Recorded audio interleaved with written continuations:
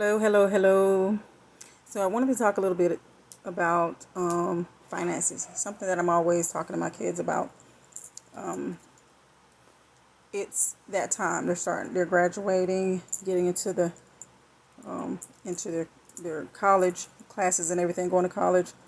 Soon to be getting into their careers where it's going to be a little bit of a time, a little bit more time, but eventually they're going to start trying to purchase things, get into possibly applying for things, listening to other people, getting email pop-ups about applying for credit cards and all these different things. And it is so difficult and tricky when it comes down to finances and credit and things like that. I wish I knew what I knew now. I really do. I made so many mistakes, and I constantly drill it into my kids, that they really need to pay attention when it comes down to trying to build their credit and things like that. Number one, people might not like this, not like the way I'm going to say this, but credit building is not for people that are broke. Okay, it's not something you start in order to pay your bills or in order to develop a stream of income. That's not what that's for, and that's not the time to do that. It's for when you've started to develop patterns of understanding how you make and save money. You have to have an income. And you don't start doing this stuff when you get a little bit of money in the bank. No, you don't do all it. You actually have to understand structure, saving money, and you have to be consistent with it. And during that time, if you can't pay cash for it, leave it there. Because this is not the time to go get a credit card and use that to pay for these little things that you want. Okay? The best time to do this is, again, whenever you're feeling a little comfortable with your finances, and you know that you're ready to start building your credit because you're making good money, because you're developing good habits and patterns, and you know what you're capable of. You know what's in your account at the end of the month. And if zero is in your account at the end of the month, then no, that's definitely not the time. Or if you're negative, not the time. So again, credit building is not for people who don't keep money, who don't manage money well. If you don't have money in your pocket, you don't have money in your bank account, if you don't have a job where you constantly have money coming in, and even then, what are you spending it on? Have you maxed out your resources? I mean, if you're making $2,000 a month, is everything that you're paying for either close to that or over that already? Yeah, you probably need to leave the credit thing alone, because it sounds like as soon as you start doing anything, you're gonna screw it up anyway. Say you have an apartment. More than likely, they're going to run your credit. Okay, that's how you're gonna get that apartment, and that's kind of like 99% of the time. That's how that's gonna work, unless somebody personal that you know trust you and are gonna let you rent their place. Yeah, it's not how things work now. They're gonna run your credit. Okay, you're probably not gonna have much of anything right now, and really that's okay to start with. While you are paying for those monthly payments, while you're paying your monthly rent, most complexes don't really report it to the credit bureau. They don't report it until you mess up. They don't report it until after you've decided you can't pay them anymore, and so many months or whatever. I mean, first of all, 30 days eviction and all those. You got to make sure you understand the contract, because you're not going to be in there long anyway if you can't pay for it. But you can have your apartment complex, wherever you're staying, house, apartment, trailer, wherever it is. If you're paying somebody, a landlord, you can have them report those payments to the credit bureau. That's excellent. And that's excellent because that actually shows that you know how to make payments and you know how to make them on time. You can again, yeah, you can contact your landlord and let them know, hey, can you report my payments to the credit bureau? That's a plus. Okay, so once you've, depending on what all your other lifestyle, whatever else is going on in your life, first of all, have a schedule, have a plan, have a personal planner. Anything, any little personal planner, calendar, or anything will be great, for that. Kind of keeping up with your bills, understand who you're paying, how you're paying it. If things are, most people don't understand auto pay. Auto pay is when you elect to automatically have payments withdrawn from your account. If you're comfortable with that and you know that money's going to be there, that's fine. But you need to also have it written down manually. You need to have something that you can see by that sits by your desk or by your nightstand, or something that you can see that you're paying. This is coming out of my account, because you can become very comfortable with things that are coming out of your account. And you need to constantly go back to your account, whether you're logging into it or doing it over the phone or calling into the bank, whatever you need, whatever you're doing, make sure you understand what's coming out of your account. Scammers and everything like that, you got to be careful with that kind of stuff too. Okay, so the biggest thing I wanted to talk about was, again, when to start building your credit. When you're comfortable with your income, when you're comfortable with your practices, you know how to pay bills. You have money to pay bills. You're not borrowing money all the time from family members. You're not quote unquote hustling to make it work, because these things are not secure. Okay, whatever you do is what you do, but this is not the time to go and apply for a credit card, or try to get a loan or something like that. Most people do get a loan when they don't have any money, and I guess that kind of makes sense. Okay, I want a loan because I don't, but can you pay it back? Can you pay it back times 3? Okay, because you're already going to have interest rates. So that additional money is going to come from you. That's not fictitious. So you're going to have to understand where your money is going to go. So security. Make sure you have a secure income. Okay. So job, secure income, support, financial support. Somebody who understands finances. Always somebody who can talk to you. The banks, a lot of the banks have people that can sit down and talk to you. Financial advisors, credit counseling, or different things like that. Get somebody that can continuously talk to you. You don't always have to pay for those people. I know it's hard sometimes to find people because you got to pay for everything. But guess what? However much they charge, consider what you're trying to do, and it might actually work out for you. If not, consider going to your local church, or consider, again, going to the bank, because the bank doesn't charge you to sit down and talk to you and say, hey, well, this is what we think. Here's a few pamphlets. They actually give you those pamphlets to help you understand, how to manage your credit and how to manage your finances. So that's a good thing. So make sure you get some type of financial advisor, or some type of credit counselor or something like that. And this is beforehand. This is not at the last minute. Okay. Another thing is to research. Research what it is you want to do. For example, okay, I want to buy a car. All right, I'm very young. I'm just getting out of high school. I'm getting ready to go to college. And most of the time, that's the time when your parents are going to kind of take care of you. But that's not always the case, because there are some parents who can't afford to do that for their children. Okay.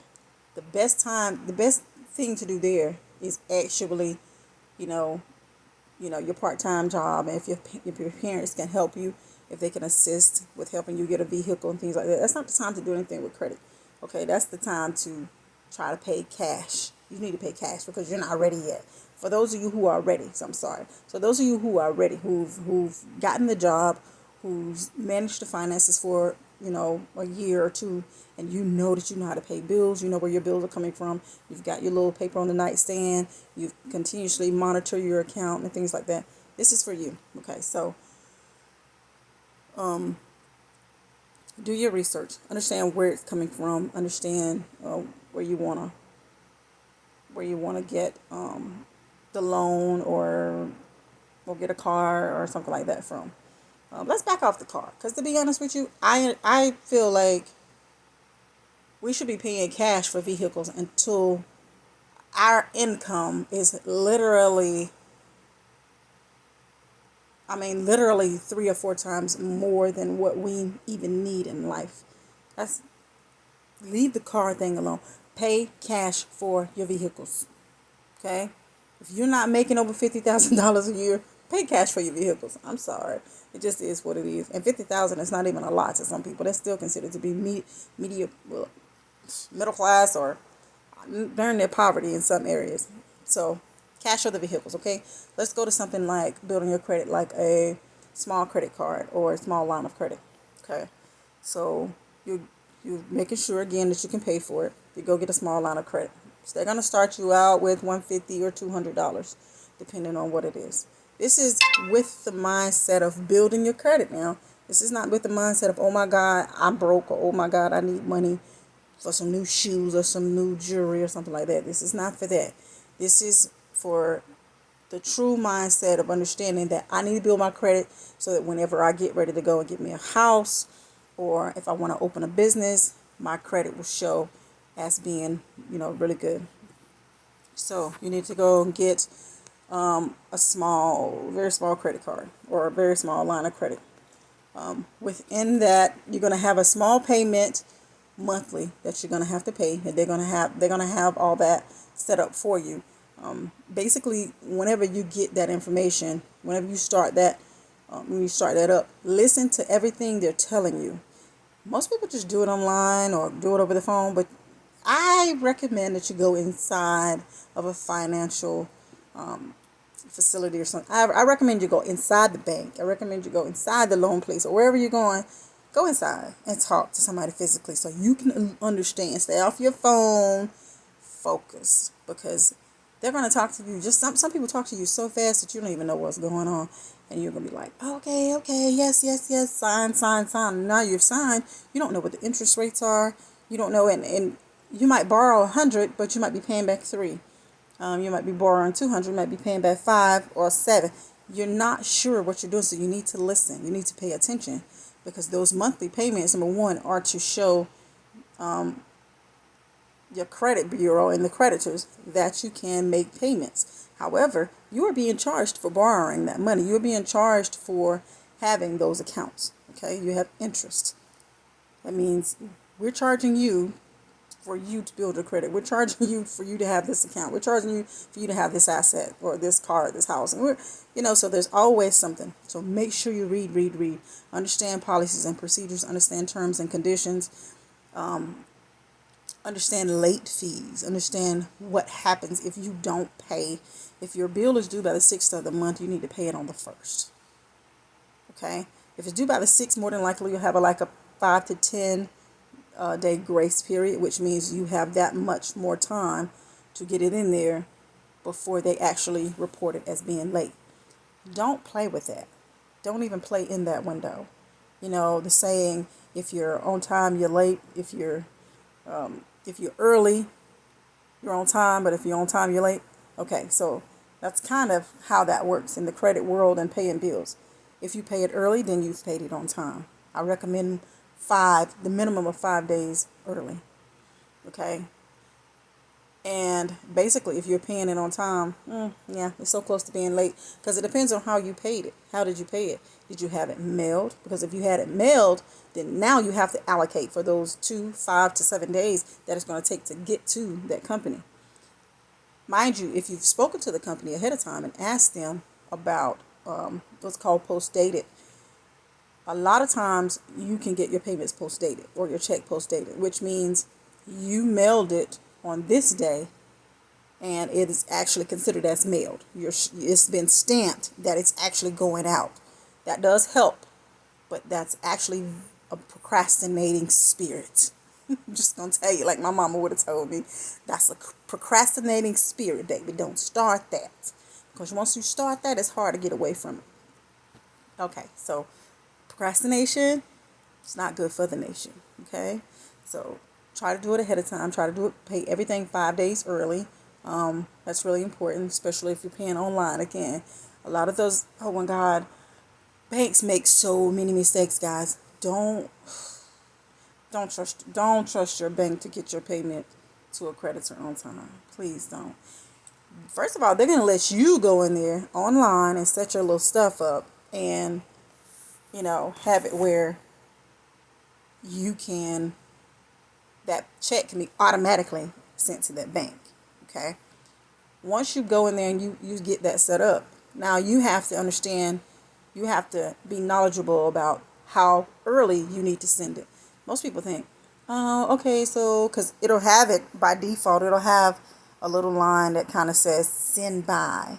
So if you set it up for the 10th, it's probably not going to make it to the 13th. So if your bill is due on the 10th, don't put the 10th in there. Most of those have that little box at the bottom. It'll say it will deliver by.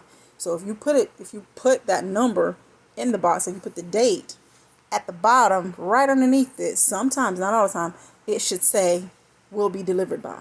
And so it's going to let you know it's going to be late. So therefore you have to go and back up a little bit, back up a few dates, and then it'll change and it'll say deliver by. So if it's due on the 10th and you're setting it up online, then you need to do it so it is scheduled to arrive at least 2 days early. That's not bad. So if you do it, let's say 5 days, if you set it up for the 5th, and then it literally tells you at the bottom that it's going to be delivered by the 8th, okay, that's cool. That's okay. But if you set it up for the 5th and it tells you deliver by the 10th and it's due on the 10th, then you need to back up a few days, maybe the 3rd or something like that. That's not bad. Anyway, banks make mistakes, deliveries, mailmen, all these different things, all these situations that your check has to go through, a mistake can be made in the process. And even if you have to call your bank and say, hey, I've mailed my check out, or it's scheduled to be mailed to you, please accept it if it's mailed, blah, blah, blah, blah, blah. Communication is very important when it comes down to credit, finances, or anything. You have to talk to somebody. I know a lot. It's easier just to kind of just ignore people. I don't feel like talking to them. That's the reason I'm paying it online, so I don't have to talk to anybody. But you might want to make sure people understand who you are. Things happen all the time. We go through things. Last minute situations, emergencies. All these things happen all the time. So you have to be, you just have to be on top of things. You really do, because they don't know you. They don't know who you are. You're building a rapport with your companies. You're building a rapport with your creditors when you communicate with them. When you call them and talk to them and say, hey, I've mailed this off. For whatever reason, I'm hoping it won't be late. But if it is, it's actually already in the mail and it's been post-dated, stamped. You can ask the mail carriers or the representative at the post office. You can ask one of them to actually postmark it for you for that date. These are just a few things. I don't know everything because, gosh, I just know the mistakes that I made. I just know the things that I try to talk to my kids about. Something else that I wanted to mention is about the credit cards. Okay, so you have a credit limit of $100. You go in and buy a pair of shoes for $30 or $40, $50, $60, whatever. The rule of thumb is to make sure you can pay it out within that 30 days. I think that's very important. That's the only way to be sure, number one, you don't end up in a situation where you've either maxed out or now you're overdrawn or something like that. You have to, and you're going to have a monthly payment already. Okay, so you got like your little $15, $30 or whatever it is. You're going to have that regardless. You're going to have that as long as you have the credit card. But don't get to the point where you've charged more than you can afford. Interest rates come and they're recalculated for that next 30-day period. So understand that it'll be best to be back at zero, before that next, payment date. That way you can prevent the amount of interest that you're getting recalculated for the next time period. But make those payments. Making those payments shows your creditors and is reported to the credit bureau, and it shows that you can make payments, that you are responsible. Okay. Within 3 to 6 months, you're probably going to get an increase, and that's a good thing. That's credit increase on your card. You started out with 100 or 150, it might now go up to 300, and it's going to continue to happen. What happens is we become complacent. We become a little comfortable in what we've been doing. Things happen in our lives. People move into our lives. Things change. Oh, I'm making a little bit more at work, so I'm going to charge a little bit more. Or I've lost my job now, so I'm going to go buy some stuff with my credit card because I don't have no money. And no. First thing you need to do is call that credit company and let them know I've lost my job, because most companies have a protection policy, which means it protects you during those times that you can't make your payments. And this is the best thing for you to do. You can get those payments put off for up to 12 months, I believe it is. Just read your terms and conditions. It's very important. That seems like a lot of information in those pamphlets. Child, split that paragraph up into 5 weeks, whatever you want to do. Multiple paragraphs, a paragraph a day or a paragraph a week. Just read it, because it's got a lot of information in there. It's got a lot of numbers you need to understand.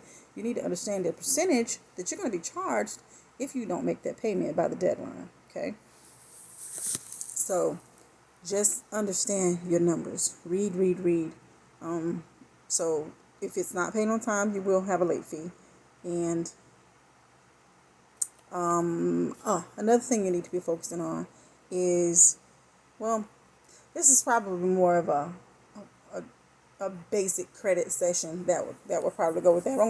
I'm gonna brief over it a little bit anyway. It's what is called debt ratio, and I don't know everything about it, but I do know this: your debt ratio, from my understanding, does not need to be below 30%.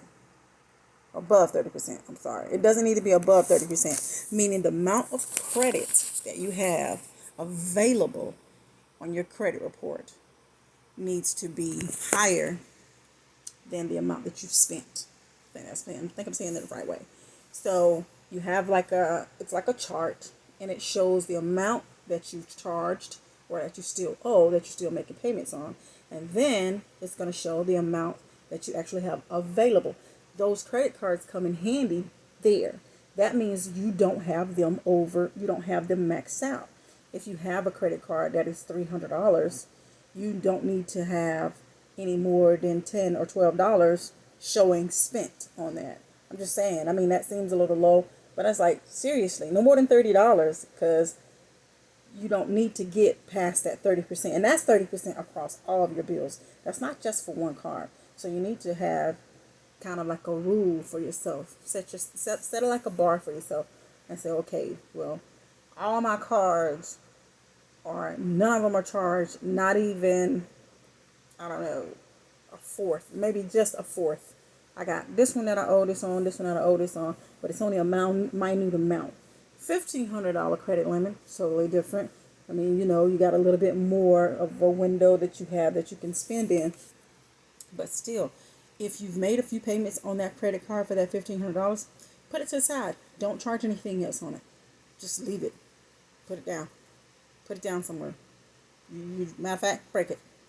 That $1,500 credit availability is going to go great with your debt ratio, depending on what you already have on there. And if you don't have a lot, that's not really great. So you're building, and that's small. You're building. And that's just one card. A lot of people want to just go get 5 or 6 cards. And again, if you're not good with managing your money, and you'll know this when it's time to pay something, if you're having a problem paying, getting a little bit of gas together for the next week or for the next month, you probably don't need to get a credit card. Just saying. You're having a problem paying your rent, you don't need to get a credit card. Okay? And if you're having a problem with any of this stuff, you don't even need a card that you're paying for. You need to save up some money to get one that you can pay cash for. So go get your little bicycle, little umbrella. They might laugh at you for a few months, but guess what? Eventually, you're going to have you a vehicle that you can drive up with. And while they're sitting there paying their $500 or $600 a month for something they can't even put gas in, see, you're going to be on your way to greatness. This is what I'm saying. So this is just a little minute, actually about 25 minutes of your time, just to kind of get you to understand. Please be careful with your credit. Please don't ruin your credit. I know we're going to have to go through a lot of mistakes. We're going to have to make a lot of mistakes, and that's going to, build here and there. But it's a lot of mistakes you don't have to make.